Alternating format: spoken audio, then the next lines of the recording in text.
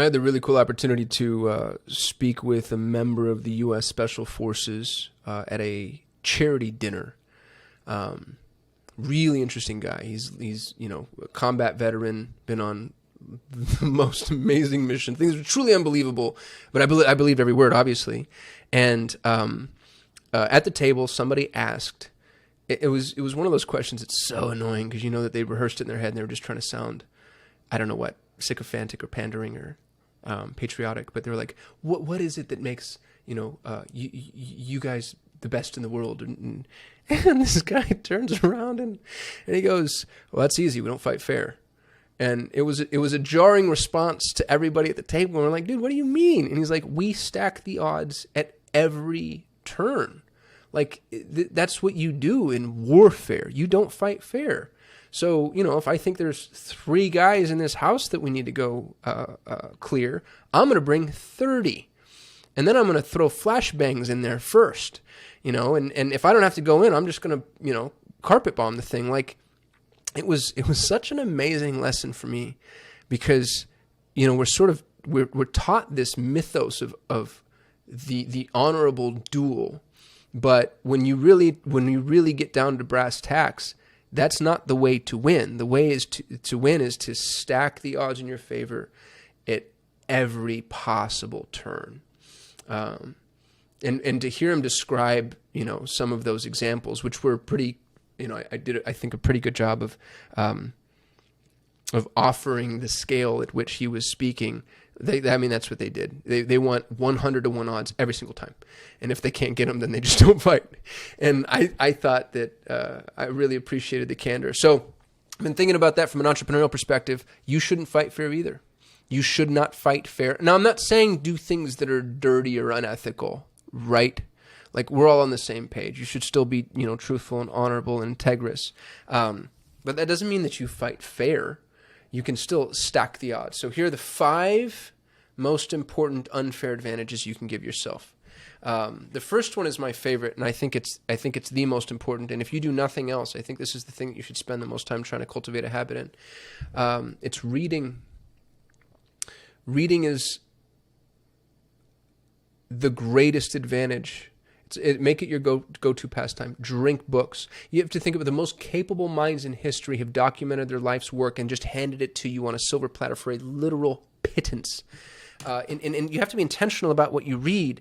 But, if you think about, like, Ray Dalio wrote a book called Principles, which is on my bookshelf somewhere. And it's his life's work. When you read Principles, it's more value per page than anything I've ever been exposed to.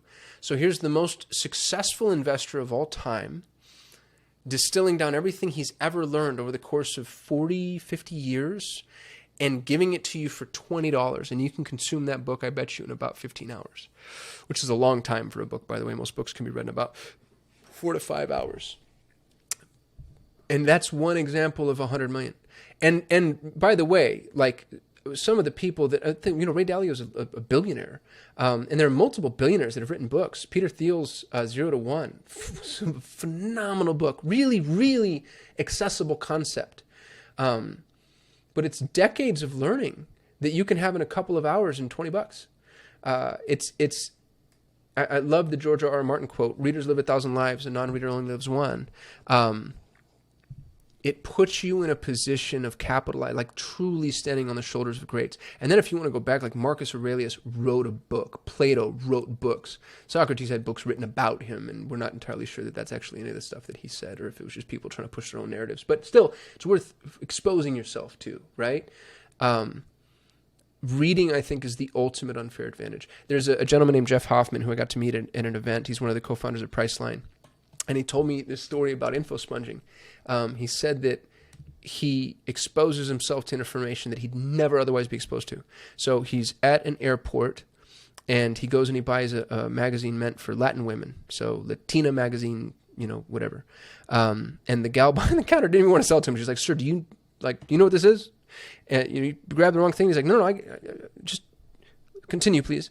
And reads the magazine, and it ends up being his next 9-figure idea came from that magazine because it was information he wouldn't have exposed to otherwise. So don't just read what you're interested in. Follow your interest and make sure never to compromise your love of reading, by the way. That's one of the rules that I've found for myself recently is if an author doesn't capture and carry my attention, I put the book down. I used to force myself to read through things, and I'm just too old for that now. Like, I make it the author's responsibility to make sure that they carry me through. And by the way, that doesn't mean that it's the author's fault. Like, maybe they're just above me. I cannot begin to tell you how many times I've tried to start Tolstoy's War and Peace. I just can't do it. And I know for a fact, based off of all the people that I love and respect, how valuable that book could be to me. I'm not there yet. I'm just not smart enough or patient enough. So I put it down and I walk away because I don't want to turn reading into a chore. So that's unfair advantage number 1. Unfair advantage number 2 is waking up early. The most common trait among successful people is waking up early, generally 3 hours before the workday begins. This is a study of self-made millionaires by an organization called Rich Habits. What's interesting about those early hours is an hour in the morning is worth 2, 3, or 4 hours midday. And if you've ever gotten up early, you know that. And here's the thing. I'm not an early bird coming and saying like, oh, why isn't this easy for you? I am a nocturnal night owl. If life had no consequences, I would spend the rest of my days on the patio of a coffee shop with a pack of Newport cigarettes, a pot of coffee, a stack of books, and a notebook, and I would stay there right until the sun crests. I love the night. I love everything about it. But I also love smoking, and neither of those things are good for me, so I had to give them both up. Waking up early in the morning has been one of the most impactful things that I've ever done. The key, incidentally, is learn a little bit about circadian rhythms. Do 20 minutes of research, watch a YouTube video, and you'll find out that you have to wake up at the same time every day. Because if you're trying to wake up early Monday through Friday and then sleeping in Saturdays and Sundays, you're just working against yourself, and you're never actually building that habit. So wake up at the same time every day, do your habits, work on your most important thing, and then if you need to, one day a week, go back to sleep, and then play catch up. But getting up shifts your schedule. It keeps you from staying up late, which is where all your bad decisions are made, by the way.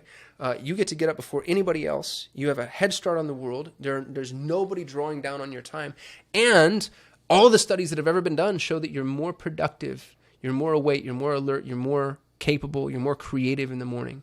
AM time is worth its weight in gold. So wake up in the morning. Unfair advantage number 2. Unfair advantage number 3, coaching and mentorship. And I don't have a coaching program, just so you, by the way.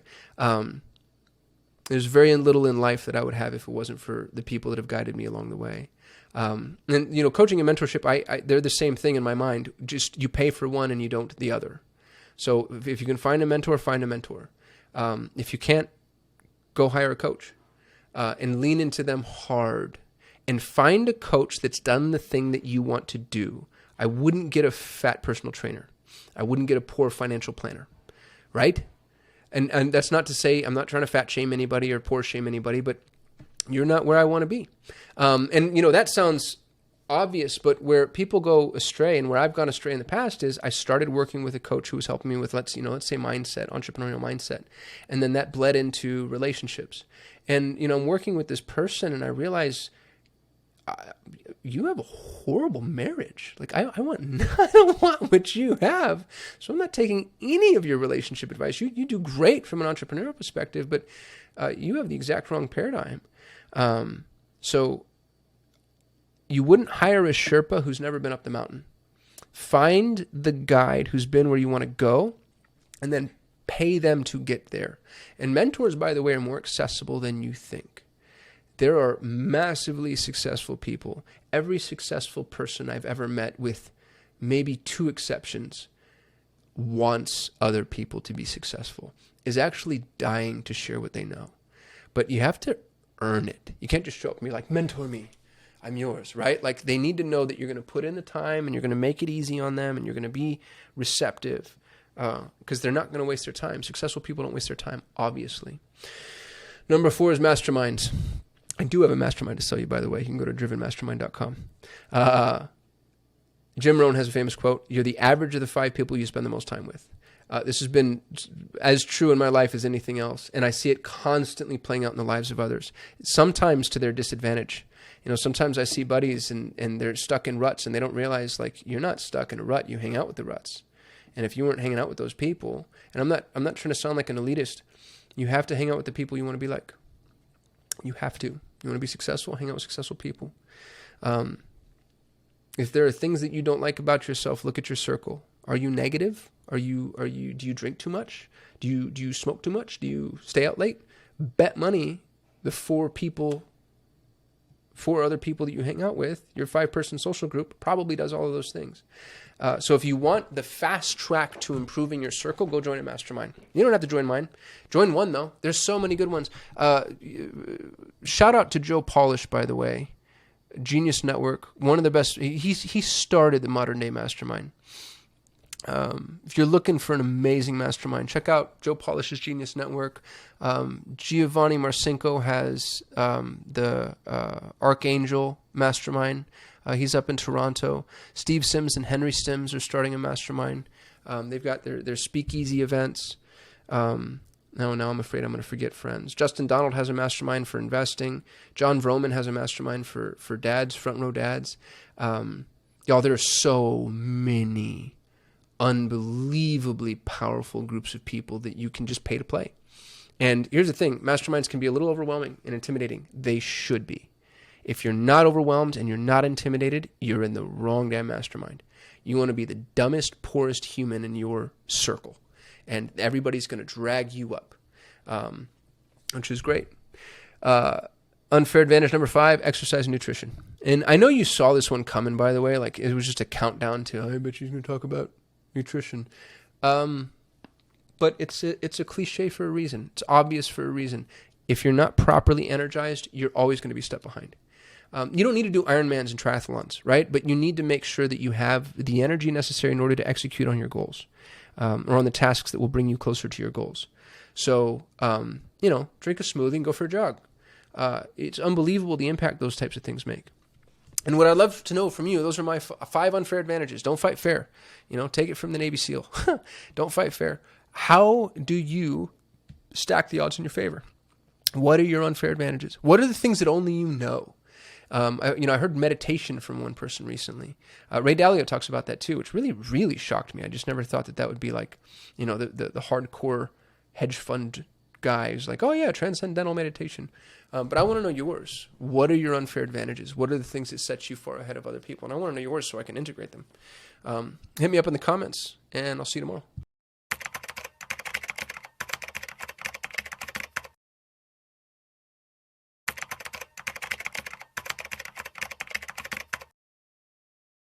I want to talk to you a little bit about investing in yourself. And before I do that, I just want to preface with the fact that I have nothing to sell you.